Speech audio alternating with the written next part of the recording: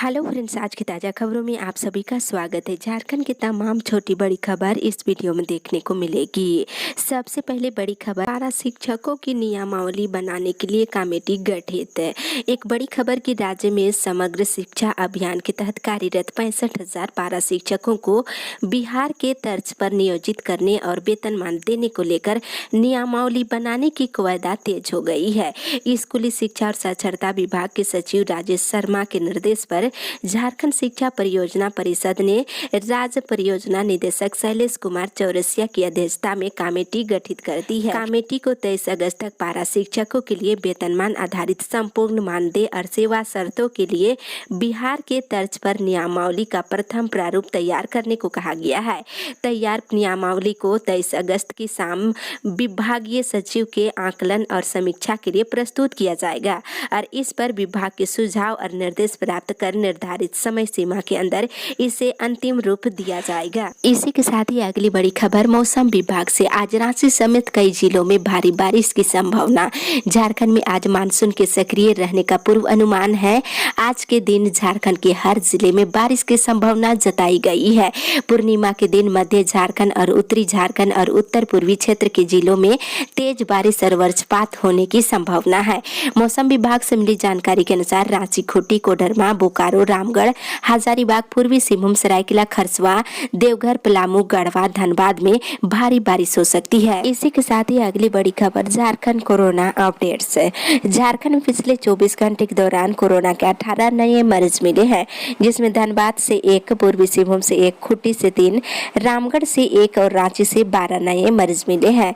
वहीं पिछले 24 घंटे के दौरान 20 मरीज स्वस्थ हुए हैं, जिसमें पूर्वी सिंहभूम से 1, गढ़वा से 3, गिरिडीह से 2, खूंटी से 2, पाकुड़ से 1, रामगढ़ से 1, रांची से 8 और साहिबगंज से 2 मरीज स्वस्थ हुए हैं। वहीं राज्य में एक्टिव केस की संख्या घट करके 213 हो गई है, जिसमें देवघर में 4, धनबाद में 14, दुमका में 1, पूर्वी सिंहभूम में 12, गढ़वा में 3, गिरिडीह में 4, गोड्डा में 3, गुमला में 1, हजारीबाग में 2, जामताड़ा में 15, खूंटी में 13, कोडरमा में 2, लातेहार में 1, लोहरदगा में 13, पाकुड़ में 2, पलामू में 5, रामगढ़ में 6 और रांची में 99, साहिबगंज में 8, सरायकेला में 5 और पश्चिमी सिंहभूम जिले में 2 एक्टिव केस है। इसी के साथ ही अगली बड़ी खबर, पूरे झारखंड में 23 से 27 अगस्त तक चलेगा फाइलेरिया मुक्ति अभियान।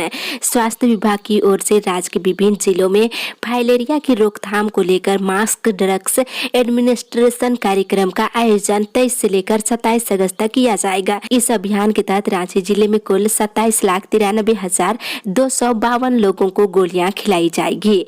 वहीं बता दें, इस अभियान को सफल बनाने में सामुदायिक स्वास्थ्य केंद्र, स्वास्थ्य उप केंद्र, प्राथमिक स्वास्थ्य केंद्र, सभी आंगनबाड़ी केंद्र, वार्ड कार्यालय और शहरी स्वास्थ्य केंद्र के साथ ही अटल क्लिनिक और सार्वजनिक भवनों में बने बूथों के माध्यम से दवाइयां दी जाएगी। इसी के साथ ही अगली बड़ी खबर, अधिक मूल्य को लेकर किसान संघ करेगा राज्यव्यापी आंदोलन। इधर झारखंड खनिज संपदाओं से भरपूर होने के बावजूद एक कृषि प्रधान राज्य है, लेकिन यहाँ के किसानों की स्थिति काफी दयनीय है और बावजूद सरकार का ध्यान इस ओर नहीं है। किसानों के लाभकारी मूल्यों को लेकर भारतीय किसान संघ राज्यव्यापी आंदोलन की तैयारी में जुट गया है। ये सभी बातें भारतीय किसान संघ के प्रदेश प्रवक्ता सह भारतीय एग्रो इकोनॉमिक्स के प्रदेश अध्यक्ष प्रकाश कुमार सिंह ने कही है। इसी के साथ ही अगली बड़ी खबर, मनमाना भाड़ा लेने वाले ऑटो पर होगी कार्रवाई। ऑटो चालक अधिकतर रूट पर मनमाना भाड़ा वसूल रहे हैं। इसकी शिकायत मिलने के बाद रीजनल ट्रांसपोर्ट अथॉरिटी सचिव निरंजन कुमार ने सभी ट्रैफिक डीएसपी को निर्देश दिया है कि जांच कर ऑटो चालक पर कार्रवाई करे। यदि जरूरत पड़ती है तो ऑटो को ही जब्त करे। वहीं एसोसिएशन के पदाधिकारियों के निर्णय के बाद हर रूट में 2 से लेकर 10 रुपये तक भाड़ा कम करने का निर्णय लिया गया था और नया भाड़ा 30 जुलाई से लागू कर दिया गया है। इसके बावजूद ऑटो चालक मनमाना भाड़ा वसूल रहे हैं। वहीं 22 जुलाई को हुई बैठक में सभी ऑटो में भाड़ा तालिका लगाने का निर्देश दिया गया था, लेकिन ऑटो चालक नियम की धज्जियां उड़ा रहे हैं। इसी के साथ ही अगली बड़ी खबर, लिपिकों को कल से मिलेगा विशेष प्रशिक्षण। गोड्डा जिले के विभिन्न प्रखंड स्थित सभी कार्यालयों में अनुकंपा के आधार पर बहाल लिपिकों को कार्यालय के कार्य प्रणाली के तहत कार्य निष्पादन के संबंध में व्यवहारिक प्रशिक्षण कार्यक्रम 23 अगस्त से निर्धारित किया गया है। ये विशेष प्रशिक्षण कार्यक्रम जिला परिषद के सभागार में आयोजित किया जाएगा। इसके लिए अनुकंपा पर बहाल लिपिकों की सूची तैयार कर ली गई है। लिपिकों को मिलाकर एक समूह बनाया गया है और सभी लिपिकों को समूहवार एक सप्ताह का विशेष प्रशिक्षण दिया जाएगा। इस संबंध में डीसी भोर सिंह यादव ने पत्र जारी किया है। इसी के साथ ही अगली बड़ी खबर, 2023 तक प्रीपेड बिजली मीटर लगाना अनिवार्य। बिजली उपभोक्ताओं के लिए एक बड़ी खबर, केंद्रीय ऊर्जा मंत्रालय ने कृषि कार्यों को छोड़कर हर प्रकार के बिजली ग्राहक के लिए प्रीपेड मीटर अनिवार्य कर दिया है। इसके तहत शहरी क्षेत्र के बिजली उपभोक्ताओं को दिसंबर 2023 तक स्मार्ट प्रीपेड मीटर अनिवार्य रूप से लगाना होगा।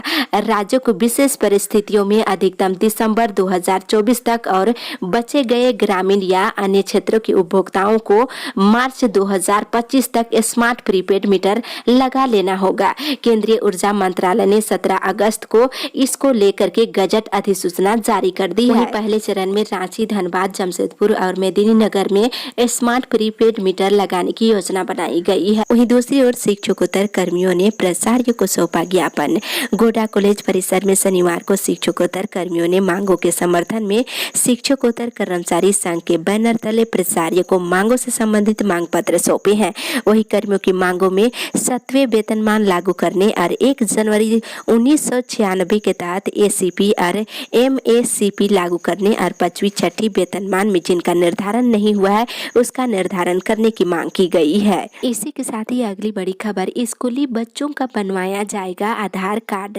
राज्य के सरकारी स्कूलों के वैसे बच्चे जिनका आधार कार्ड अब तक नहीं बन सका है, उनका आधार कार्ड स्कूलों में बनवाया जाएगा। इसकी जिम्मेदारी प्रखंड साधन सेवी और स्कूल साधन सेवियों को दी गई है और बच्चों का आधार कार्ड तैयार करने से पहले उन्हें ट्रेनिंग लेनी होगी और national stock exchange for information and technology की परीक्षा पास करनी होगी। इस बात को लेकर सभी जिलों को निर्देश दे दिए गए हैं और सरकारी स्कूलों के 15% बच्चों का अब तक आधार कार्ड नहीं बन सका है। इसकी वजह से छात्रवृत्ति समेत कई योजनाओं के भुगतान में उन्हें परेशानी हो सकती है। इसी के साथ ही अगली बड़ी खबर, रांची में ट्रेनों की यात्रियों की होगी कोरोना जांच। कोरोना के बढ़ते मरीज को देखते हुए जिला प्रशासन की ओर से सख्ती की जा रही है। दूसरे राज्य से आने वाले लोगों की स्टेशन और एयरपोर्ट पर और सघन जांच की जाएगी।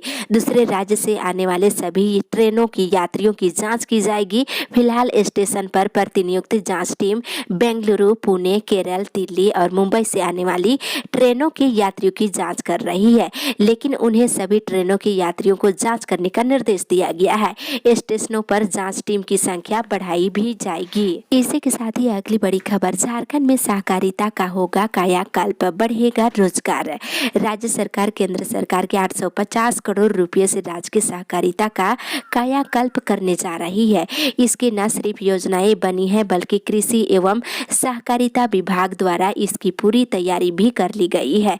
राष्ट्रीय सहकारिता विभाग निगम के सहयोग से लैंपस और पैक्स को समृद्ध बनाया जाएगा। सहकारिता निबंधन मृत्युंजय वर्णवाल के अनुसार योजना के तहत 2000 लैंपस और पैक्स में 1000 मीट्रिक टन के गोदाम बनाए जाएंगे। साथ ही 1000 लैंपस और पैक्स में कृषि उपकरण बैंक बनाए जाएंगे। वहीं कृषि मंत्री बादल पत्रलेख ने प्रस्ताव पर अपनी सहमति दे दी है। इसके बाद प्रस्ताव को मुख्यमंत्री की सहमति के लिए भेज दिया गया है। इसी के साथ ही अगली बड़ी खबर, पेमेंट के लिए अब ओटीपी नहीं, अब देना होगा पूरा नंबर। डेबिट क्रेडिट कार्ड से ठगी रोकने के लिए पेमेंट का तरीका बदलेगा। अब पेमेंट गेटवे कंपनियों के जरिए भुगतान के लिए कार्ड पर अंकित 16 डिजिट नंबर डालना होगा।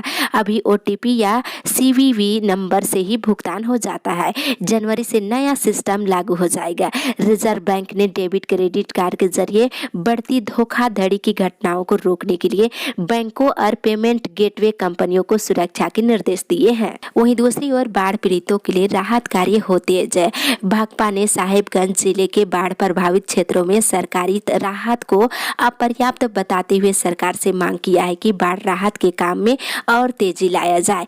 पार्टी ने राज्य सरकार से राहत कार्यों में मदद और निगरानी के लिए जिला स्तर पर सर्वदलीय बैठक बुलाकर राजनीतिक पार्टियों, जन संगठनों और सामाजिक संगठनों के साथ ही स्वयंसेवी संस्थाओं के वॉलंटियरों को आपदा प्रबंधन विभाग के साथ समन्वय स्थापित कर राहत के काम में लगाने की मांग की है। साथ ही पार्टी ने अपने कार्यकर्ताओं से भी बाढ़ पीड़ितों की मदद के लिए अभियान चलाने का आह्वान किया है। इसी के साथ ही अगली बड़ी खबर, सभी शिक्षकों को दीक्षा पोर्टल में करना होगा रजिस्ट्रेशन। राज्य के सरकारी स्कूलों के शिक्षकों को दीक्षा पोर्टल में रजिस्ट्रेशन करना होगा। अभी भी राज्य के करीब 4000 से अधिक शिक्षक इसमें रजिस्टर्ड नहीं हो सके हैं। इन शिक्षकों को स्कूली शिक्षा और साक्षरता विभाग ने अंतिम मौका दिया है। अगर अगले सप्ताह तक शिक्षक रजिस्टर्ड नहीं हुए तो इस महीने का वेतन रोक दिया जाएगा। इसके लिए झारखंड शिक्षा परियोजना परिषद के राज्य परियोजना निदेशक डॉक्टर शैलेश कुमार चौरसिया ने सभी जिला शिक्षा पदाधिकारियों को आवश्यक कार्रवाई करने का निर्देश दिया है। वहीं दूसरी ओर छात्रों ने किया जेटीयू में विरोध प्रदर्शन। डिप्लोमा के विभिन्न मामलों को लेकर छात्रों ने शनिवार को झारखंड प्रौद्योगिकी विश्वविद्यालय में विरोध प्रदर्शन किए हैं। उनके साथ NSUI कार्यकर्ता भी मौजूद थे। प्रदर्शनकारी छात्रों ने विश्वविद्यालय के मुख्य द्वार पर धरना दिए और झारखंड के डिप्लोमा के बैकलॉग के सेमेस्टर 3 के लगभग 700 से अधिक विद्यार्थियों को कोरोना काल में अन्य विद्यार्थियों के साथ प्रमोट कर दिया गया है। वही छात्रों को कहना है कि अचानक 2 दिन पहले बताया गया कि आप सभी फेल है और आपको परीक्षा देनी होगी। इसके अलावा सेमेस्टर 6 के कुछ विद्यार्थी परीक्षा फॉर्म नहीं भर पाए हैं। वे इस मांग पर अड़े थे कि उनको परीक्षा फॉर्म भरने की अनुमति दिया जाए। इसी के साथ ही अगली बड़ी खबर, कोयला मजदूरों की मांग जायज। कोलफील्ड मजदूर यूनियन की बैठक CCL मुख्यालय में शनिवार को हुई। बैठक में वेतन समझौता से संबंधित मुद्दों पर चर्चा की गई है।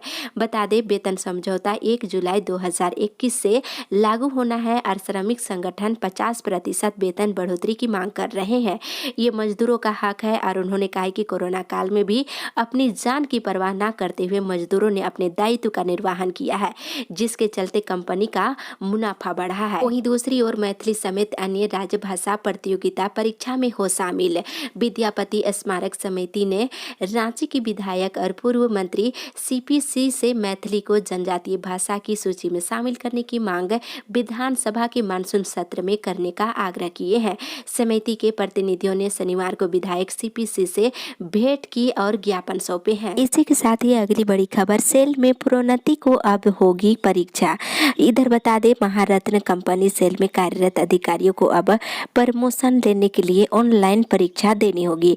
इस बात को लेकर सेल मुख्यालय ने नई नियमावली जारी की है। योजना को अगले साल 30 जून 2022 से लागू कर दी गई है। जारी आदेश के तहत बोकारो इस्पात संयंत्र सहित कंपनी के अन्य इकाई में कार्यरत E2, E4 और E6 ग्रेड के अधिकारियों को प्रमोशन लेने के लिए ऑनलाइन परीक्षा अनिवार्य कर दी गई है। वहीं दूसरी ओर रोजगार तो मिला पर मजदूरी नहीं। इधर कोरोना काल में राज्य में लौटे मजदूरों के लिए मनरेगा योजना काफी हद तक मददगार साबित हो रही थी। स्थानीय युवकों को रोजगार मुहैया कराने में सार्थक साबित हो रहा था, लेकिन योजना के तहत कार्य करने वाले मजदूरों को पिछले 2.5 महीने से मजदूरी की राशि नहीं मिलने पर उनके समक्ष भूखमरी की स्थिति उत्पन्न हो गई है। लंबे समय से मजदूरी नहीं मिलने के कारण मजदूर अब मनरेगा योजना में कार्य करने से परहेज करने लगे हैं। अगली बड़ी खबर, महिलाएं करे मुर्गी पालन, बढ़ेगी आत्मनिर्भरता। राज्य सरकार की ओर से आर्थिक रूप से कमजोर परिवार के लोगों को मुख्यमंत्री पशुधन विकास योजना के तहत मुर्गी पालन से आत्मनिर्भर की दिशा दी जा रही है। इस योजना के अंतर्गत लाभुकों को 50% अनुदान पर 525 चूजे वितरण किए जा रहे हैं। इस योजना का लाभ उठाने के लिए आर्थिक रूप से कमजोर परिवार के लोग प्रखंड कार्यालय में आवेदन दे सकते हैं। चयनित होने पर उन्हें चूजे उपलब्ध कराए जाएंगे। इस सरकार ने चयनित लाभुकों को आर्थिक स्थिति बेहतर बनाने के लिए अनुदान पर मुर्गी के चूजे उपलब्ध करा रहे हैं। आर्थिक रूप से कमजोर परिवार के लोग मुख्यमंत्री पशुधन विकास योजना में चूजे के अलावा गाय, भैंस आदि भी अनुदान में ले सकते हैं। इस अपडेट में बस इतना ही।